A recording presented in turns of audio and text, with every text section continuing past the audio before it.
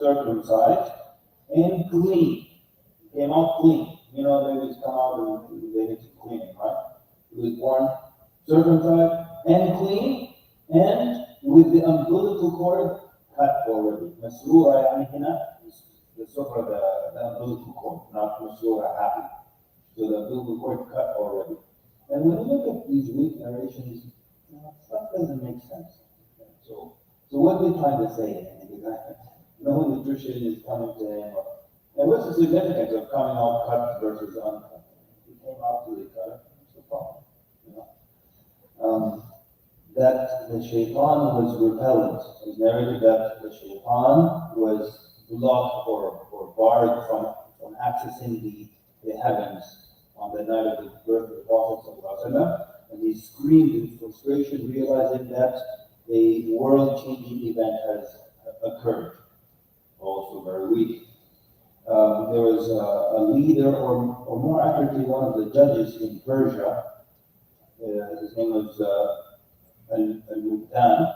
He had a dream where Arabian horses were led by camels, and they came and crossed the Dijla River, and they started spreading and conquering Faris.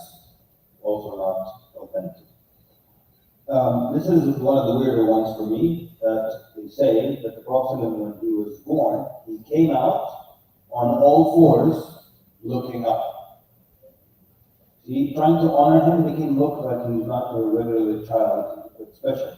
But Allah, just imagine that.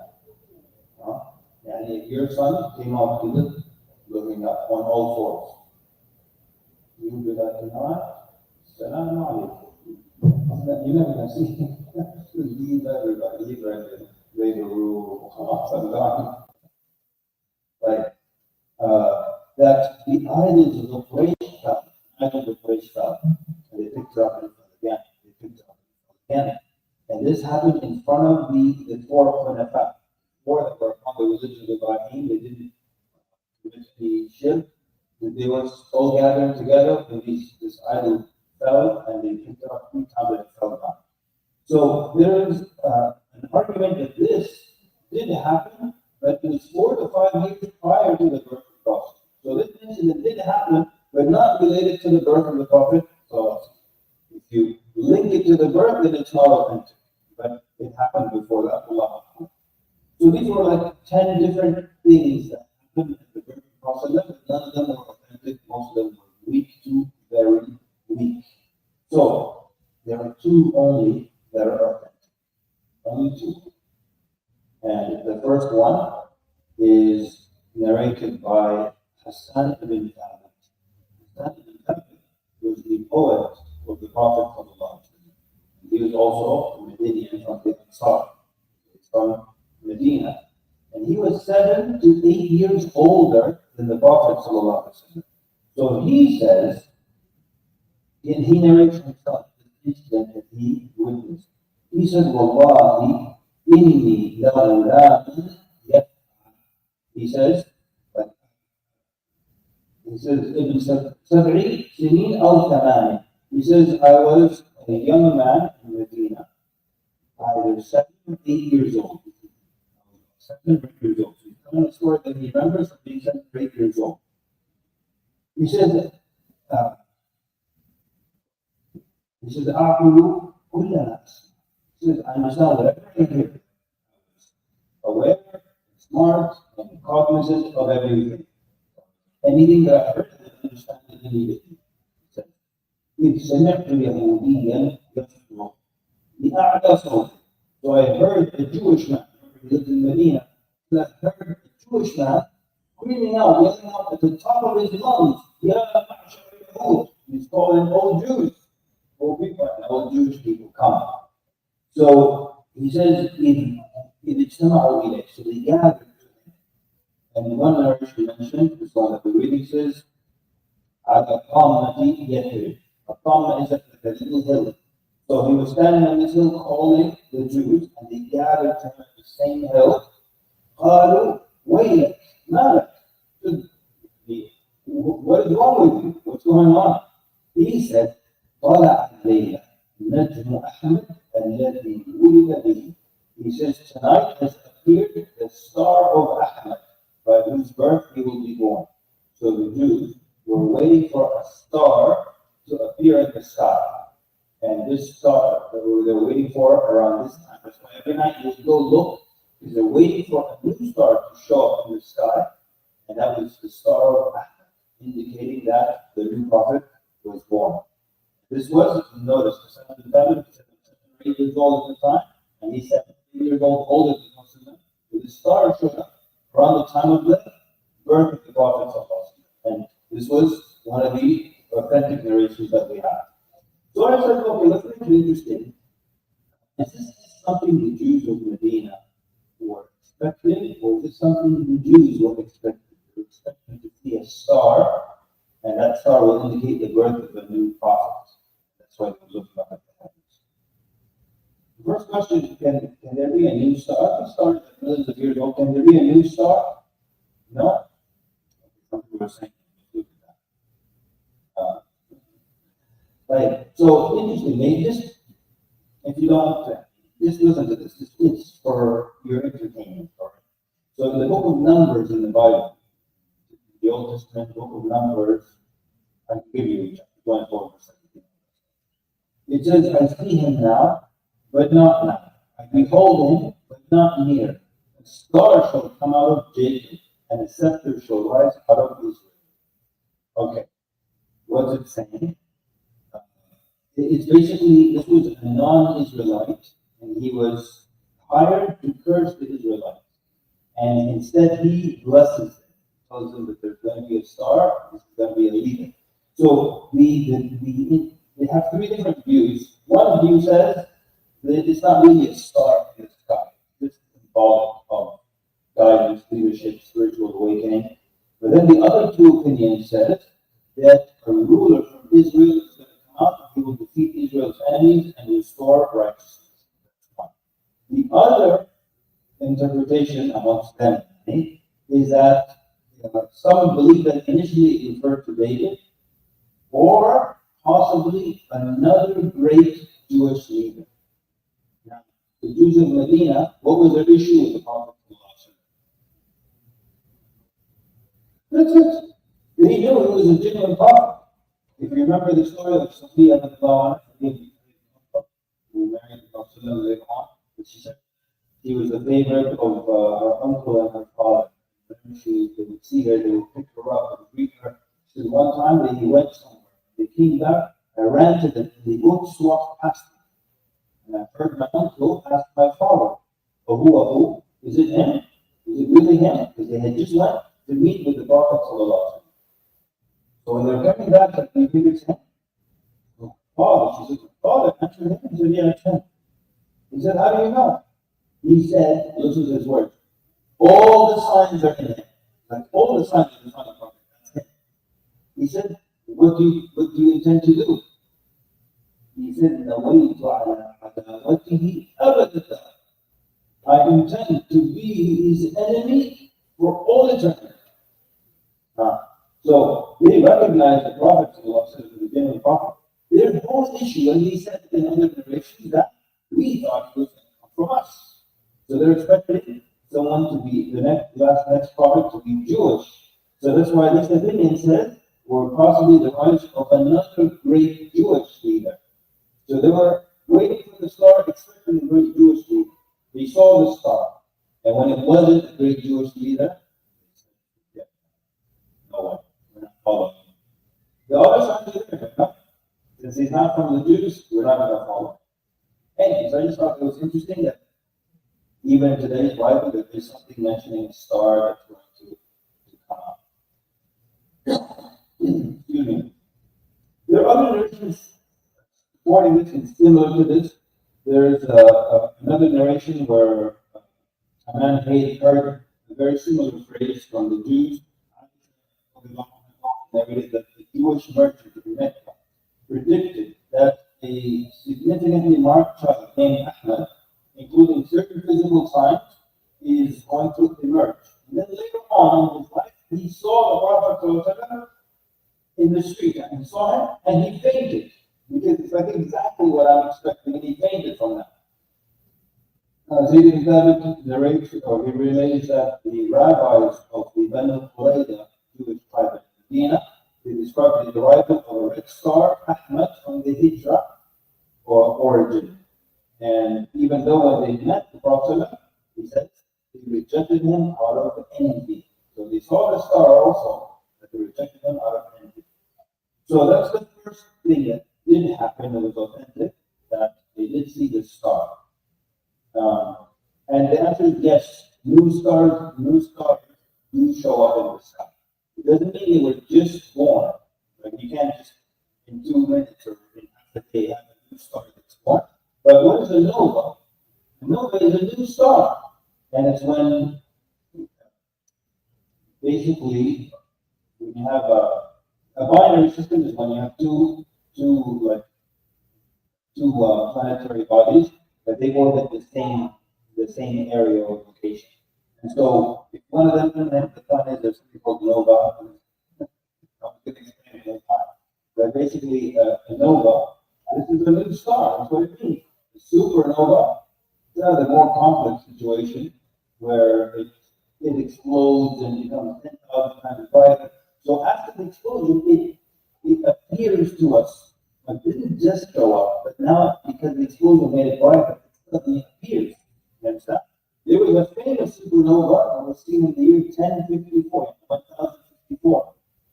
And if you look up even Western sources, they mention the Chinese and Muslim astronomers saw it. And that's known as the Crab Nebula. Until today, it's still there, obviously. But that was discovered by the Muslims.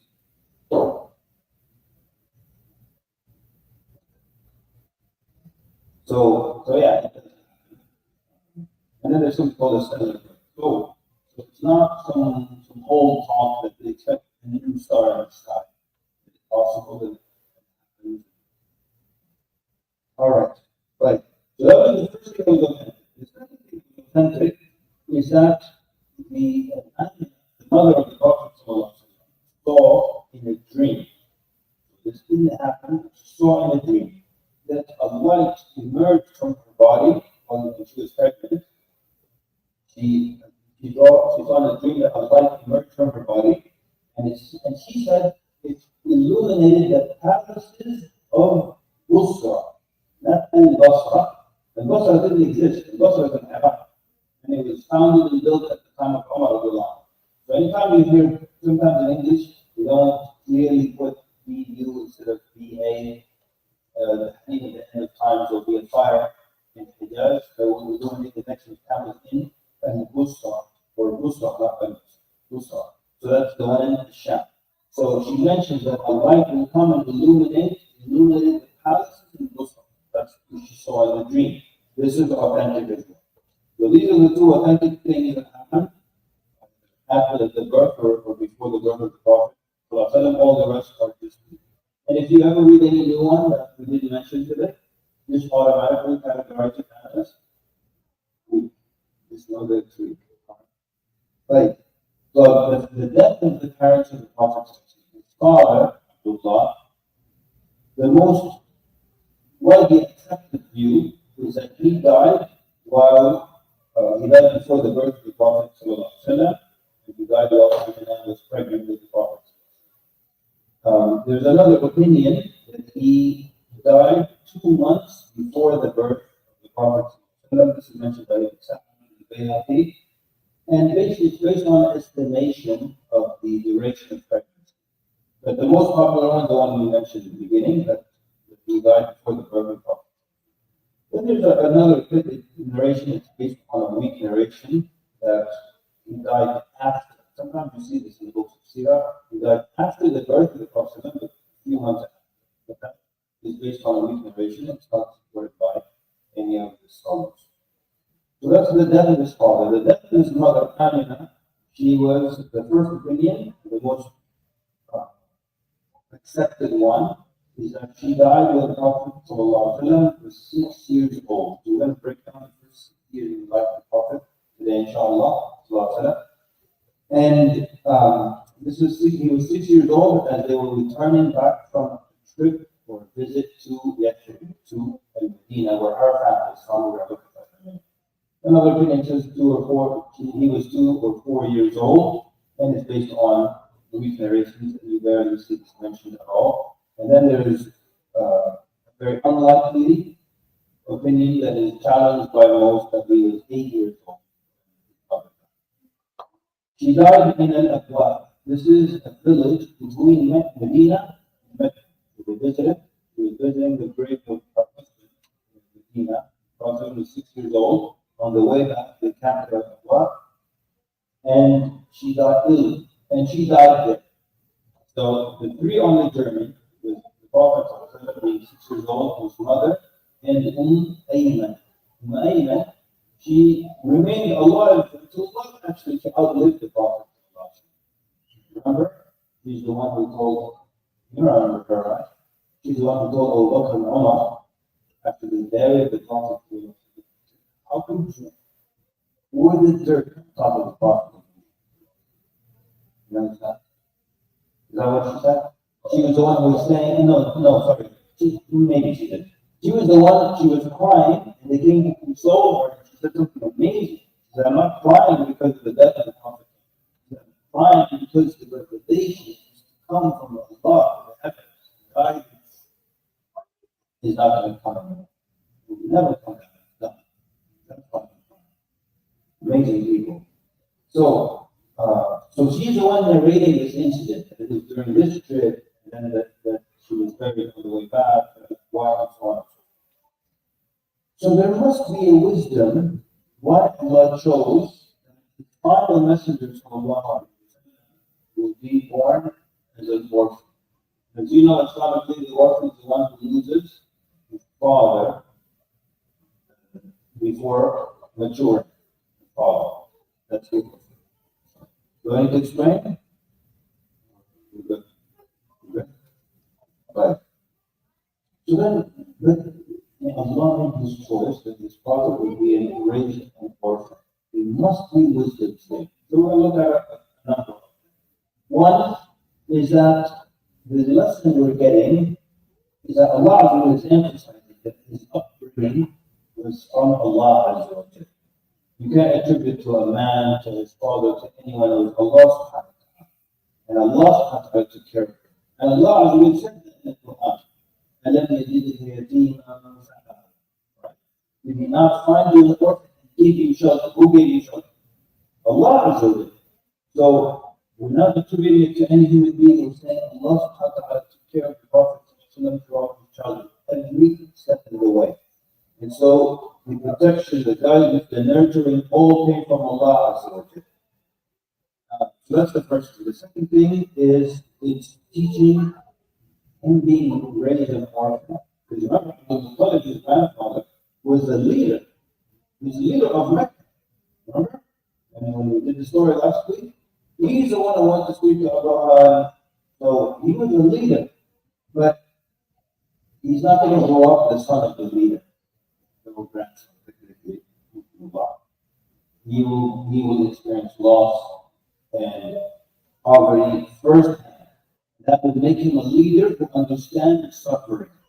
And it will also humble him and keep him far away from pride, arrogance, and the feeling of happiness. That's why you find the teaching in Islam, focusing so much on the orphans. Then also, this will by lacking a protective father figure in a very tribal society, the Prophet will not have a political power base. And therefore, no one can see it as he is being ruled for leadership. We're not accusing him of pretending to be a prophet because he wants to give leadership to his tribe or give honor and dignity to his tribe. And it's purely from Allah.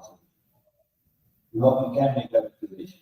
The other thing that shows that the honor comes from Allah. That honor does not depend on lineage, not wealth, not protection, but on taqwa and divine favor. Allah subhanahu wa ta'ala choosing you. So most societies, they view being an orphan as a disadvantage, but that didn't stop the Prophet from being the most honored human being. And it will forever raise the status of orphans. Like today in Islam, even if you're not religious, Do we look down at orphans at all? We don't. We don't have that attitude. We don't have that attitude. And we honor taking care of orphans. You know the famous hadith, right? So, and then also it gives you hope. I'll never forget this one person who told me, he said, even in his mid-30s, he said, sometimes I look at my life and I feel that I'm old and I haven't accomplished anything. Notice he's 36. He said, I feel old and I haven't accomplished anything and I don't have anything to my name. He says, then I remember the Prophet, sallallahu alaihi wasallam, and he was 40 when he started and he changed the world.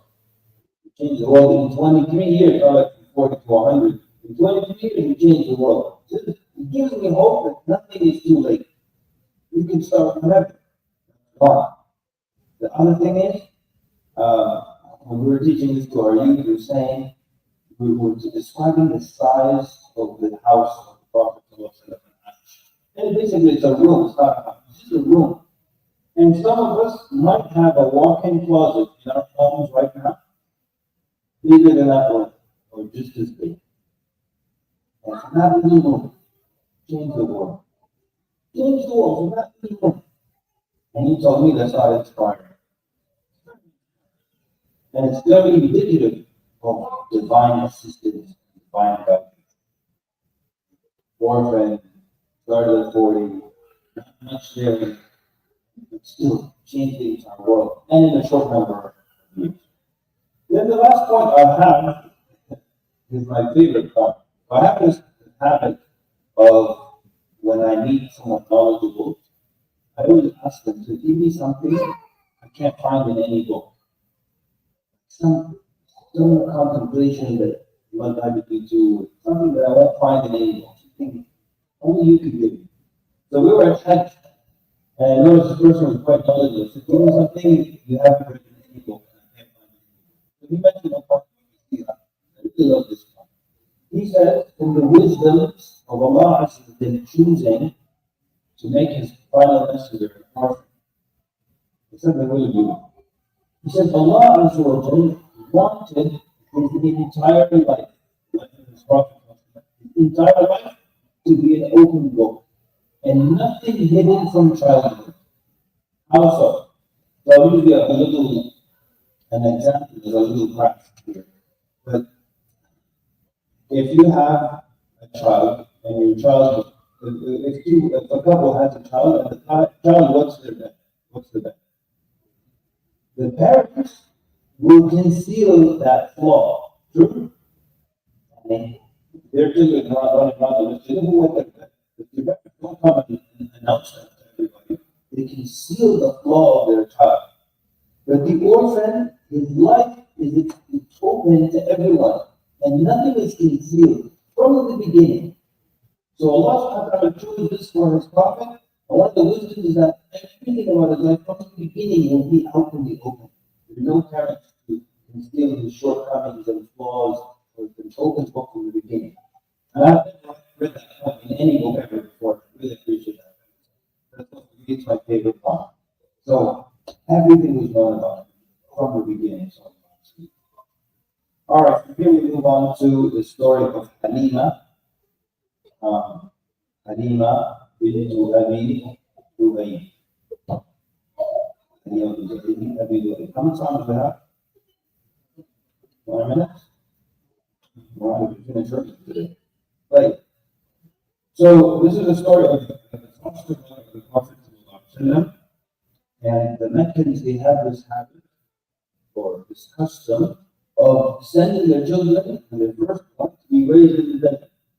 And they did that for a couple of reasons. Number one, there is a pure and healthy environment of the desert. Because in the city, you've got, sewage and you've got people coming from out of town and sicknesses, but very, very pure and healthy environment outside the desert.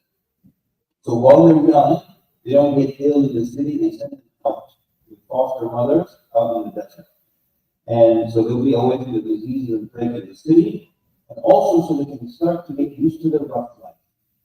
And so they will not be soft and spoiled. This is one of the things that was always in there, the forefront of their mind, to raise your child to be strong. And this is one of the things that is completely forgotten today. I mean, it's not even part of it's not even part of our mindset that we raise children who are strong, but making sharp, with three little monkeys jumping on the bed, people like that, people jumping on the bed, there's nothing. And that's why, but I don't mean, what I mean is that the thought doesn't cross our mind. The thought doesn't cross our mind. I have relative, they don't let their children play guns, they don't let them watch shit. They let them watch movies that has haram stuff, but not any movie with guns. You see how everything reversed? Everything reversed. Look at what haram thing, women not dressed well, but if there's a gun in the movie, you know, she used to take her son to there. This is a pitch black desert. And not just taking the desert, you go, and this kid, how do you Jordan? You go in the desert and come back. And you just sit there crying in the dark. And people tell her, you go there. I said, no. Teaching him to not be afraid of anything. But what would happen if you do your child and don't do it? Okay? Probably with the misunderstanding. Okay, child, go put our child in individual families. But I'm saying, what would happen to a child if you left him in the desert? Of course, within reason, not making a hyena area. You can watch him. But if he's scared and he cries and cries, after a while, what's he going to do? He's going to realize nothing is happening and he'll stop crying. So, yes, it was a little rough. We don't even have narration of other people doing this. So, it's not the standard. I'm not using it as a standard. But it's the mindset that they always have to not raise soft, spoiled children.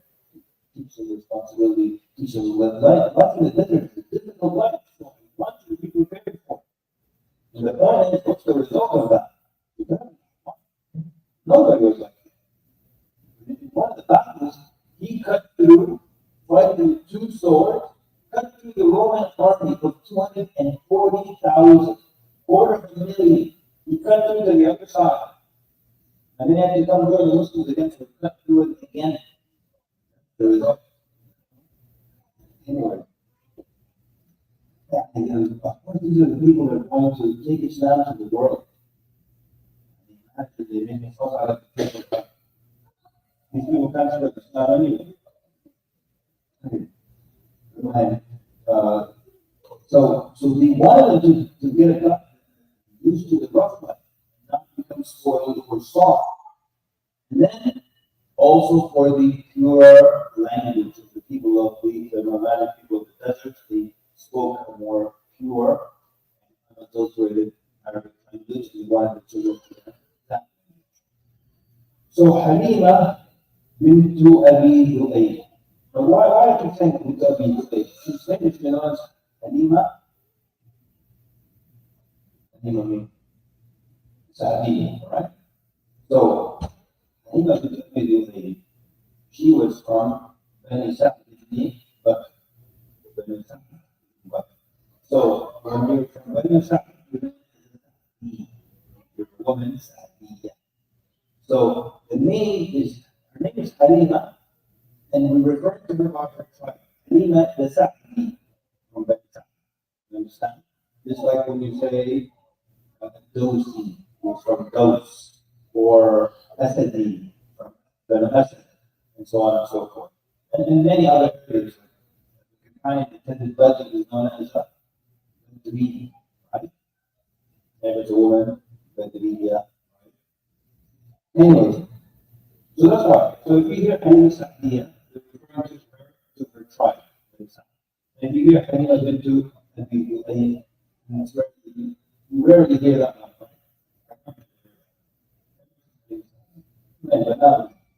So Bani Sa'd was a branch of the tribe of Hawazin, and they were known for being eloquent, eloquent Arabic style, and very healthy, healthy lifestyle. So these women from Pakistan, they were the specific season. Everyone knew they would go to Mecca, they would take newborn babies, they would go take them back, and they would breastfeed them, take care of them, and bring them back 2 years later. And they did it in a very honorable way. They didn't ask for money. But it was implied that after the 2 years, the father would pay something. But they didn't ask for money or haggle on the price of the money. But it was understood. That was the system. So, her husband was Al-Harith ibn Abdul Uzza. And they had a son that was just born, an infant son. His name was Abdullah. So Abdullah ibn Harith was the foster brother of the Prophet ﷺ. And they had a daughter also who was about 7 or 8 years later. Her name was Al-Shayma. She was the foster sister of the Prophet ﷺ. That's why later on, should I just mention it when we get to it? So basically, later on, actually, I'll tell you about Shayna later on. But basically, they were also separated from Allah. So, Halima bint Abi Ulayy, she tells her husband, Ibn Abdul Uzza, let's go with the women, we'll go to Mecca, we'll get a child, come back and raise them, feed them, take care of them. So, they're in extreme poverty, she just has given birth, which means now her milk is flowing. So they go. And Halima and the woman of Palestine, they traveled to Mecca, taking children to nurse. This was the season. And she was extremely poor at the time. She had a tan. A tan is a female donkey. So she had a female donkey that she was riding to Mecca on the trip to Mecca. And it was weak and it was slow. And she was slowing up the whole group. So as they were going, her donkey was so slow, the whole trip, they're telling her, hurry up, come on, look at the animal, you're holding us back, you're slowing us down. And she's looking at this animal, oh, it's weak, it's old, it's slow. So she's the slowest one holding back the group. And they have a camel, an old she camel at home that hadn't given milk in a long time. No one expected any milk from its others. He went like this, that's and then her baby son was always constantly crying from him. All the time. She couldn't have enough milk for him. He was always crying from him. So she came, of course, her horse is slow, the donkey is slow. When she gets there, the woman has taken all of the babies. There's no one left except the orphan boy. So they didn't want to take it. Why? Because after 2 years, who pays? The father pays. But if he's an orphan, who's going to pay it? So they were just going to go home empty-handed. Then she told her husband, my husband, I don't like the idea of going back without a child. She said, well, I'm going to go take that one. And her husband agreed. And what's beautiful about this is it shows that they were kind people. Yes or no? So there's no money now. Maybe right. My patient, but without the father there, you're not guaranteed any money. But they don't want to be the orphan just because he's an orphan. Good people are good people. Right? So and then she said something. She said, perhaps Allah will bless us. Oh. And the blessing started immediately, not tomorrow morning, instantly on the way back. From the moment she took the Prophet to Allah,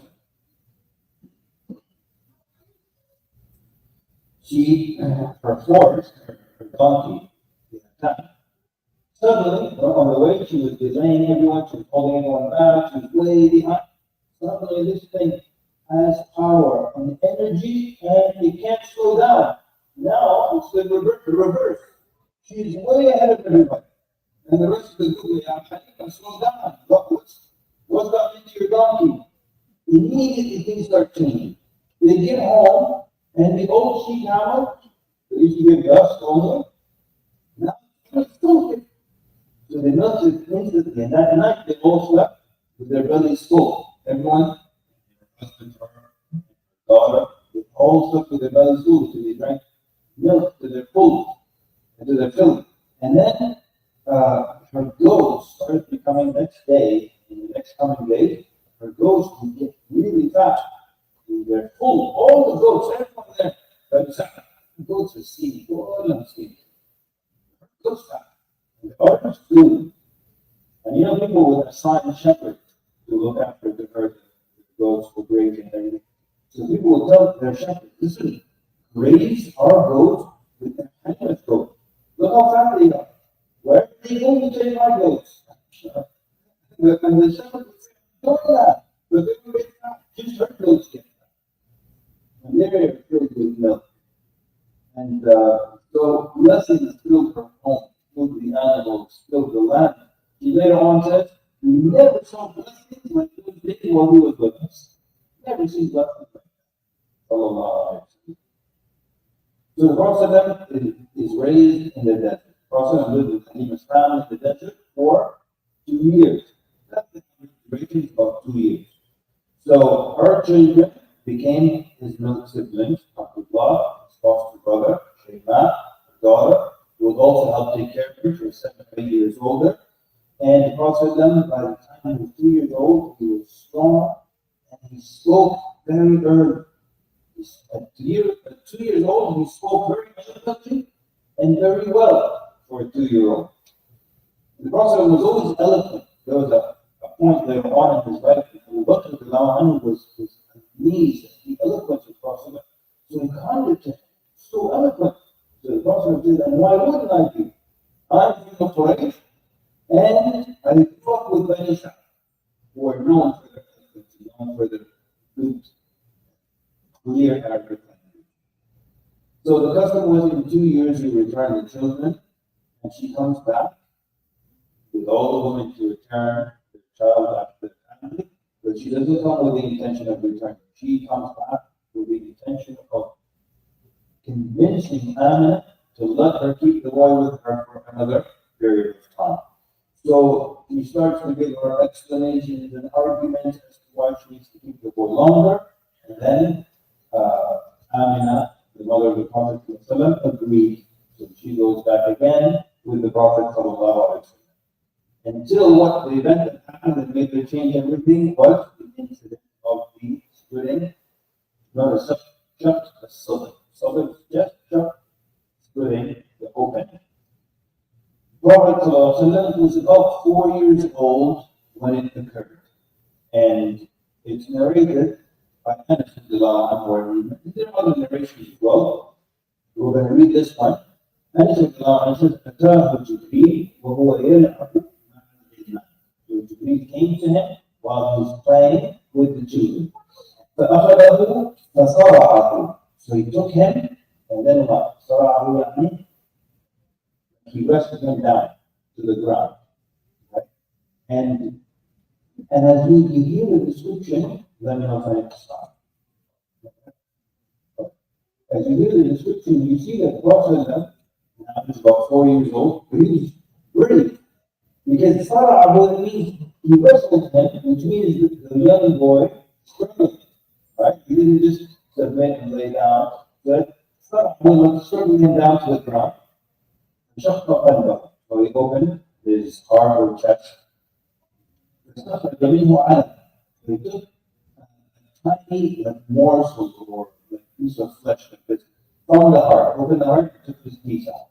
So now someone might say, "Oh, I'm going to go get an MRI and have the surgeon remove this piece." So I can read it, Molana, and write it. Go get the MRI, and if he finds it, I'll give you $1,000,000. These are things from the unseen.